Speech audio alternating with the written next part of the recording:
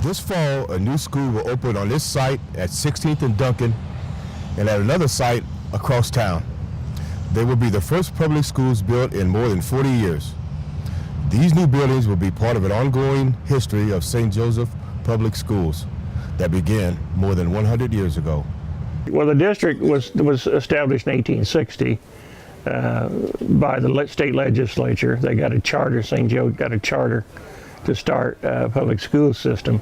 So it was 1860, but shortly thereafter in 1861, the Civil War broke out, and so they closed the schools because of the war, and some of the school buildings that were there, they used for barracks and things like that. Most of the schools in St. Joe at that time were private schools that people ran in their homes or in a building somewhere. Then in 1864, when the war was winding down, they started the schools up again, and that's when they invited E.B. Neely to be superintendent. A lot of the neighborhood schools existed due to the lack of transportation at the time. Some only served as placeholders, while bigger and better ones were being built. They were scattered all over town, and each had its own distinct personality. When looking back on them, Don Lentz explains how the amount of schools may seem confusing. There have been over 120 schools, but that's misleading, because just using Washington where we are as an example, when they moved Washington from 3rd and Isidore here, they brought the name with them. But they named the old school, they kept the old school at 3rd and Isidore and merely called it 3rd Street Grammar School. Another good example is Eugene Field.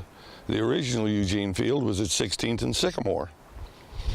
That was Whittier School, where Eugene Field is today. It burnt, they tore it down, built a new school. There's no connection, and why they brought the name Eugene Field up north, I have no idea. Nobody else that's alive today remembers either. By the mid-1970s, the neighborhood schools began to vanish. Schools closed, boundaries were redrawn, and the students moved on to other buildings. It wasn't always an easy transition for many. I don't know the exact reason why the board decided that, but it was probably financial. You can't keep a school open for 50 kids. You've got to move them together where you can run a school and be financially responsible. Some of the school buildings that were closed have found other uses. Some became apartments, some became offices or special learning centers. Sadly, a number of them are now empty lots, but they are lots full of stories of those who attended the schools that once stood there. For Fox 26 KNPN and the St. Joseph News Press, I'm Alonzo Weston.